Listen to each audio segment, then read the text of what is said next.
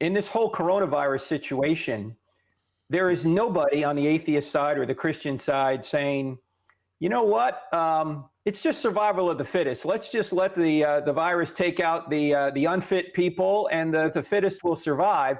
So even atheists, someone like Richard Dawkins, who says that there is no evil, there is no good, we just dance to our DNA. Even he admits that a Darwinian type morality is something we ought not live by. Where is he getting a standard by which to say that, Bill? That's exactly right. I mean, Dawkins is an undying moralist. He gives lip service to relativism and moral nihilism, but he can't live that way. And so the God delusion is filled with moral judgments for which has no basis. And in fact, I've argued, as you probably know, Frank, that it's really impossible to live consistently and happily within an atheistic framework. Nobody can live consistently and happily as though his life were valueless, purposeless, and meaningless. Bill, I noticed in your debate with Kevin Sharp at Ohio State, he threw a number of, not theories at you, moral theories, but a number of philosophers that said, or that have some sort of way of explaining objective morality from an atheistic perspective. He didn't cite any theory. He just said, these are all people that have theories.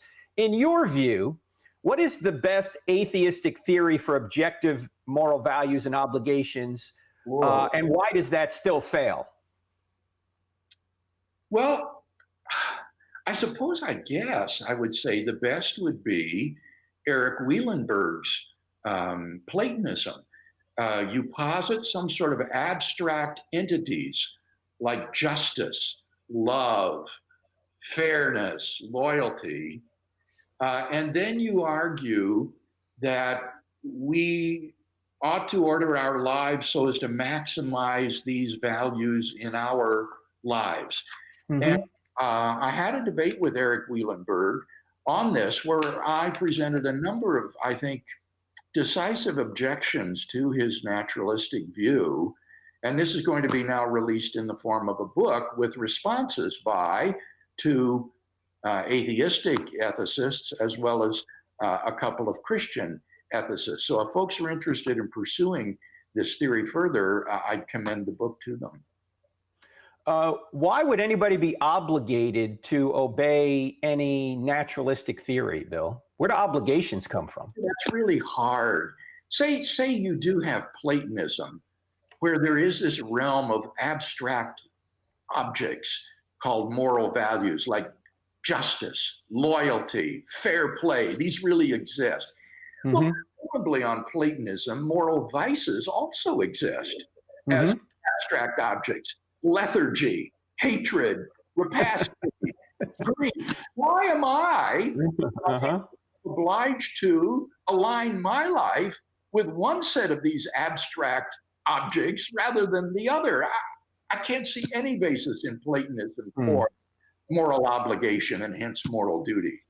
Yeah, it seems to me that every time an atheist tries to come up with some sort of objective moral standard, they're smuggling in a standard into the system to try and make it work. I noticed that Sam Harris does that when he talks about human flourishing. We might agree that human flourishing is a good thing, but why is human flourishing a good thing? Yeah, especially on his view, on atheism, why single out the flourishing of sentient life? In fact, he doesn't talk just about human flourishing, but the flourishing of sentient life. And that includes things like rats and mice and other mammals.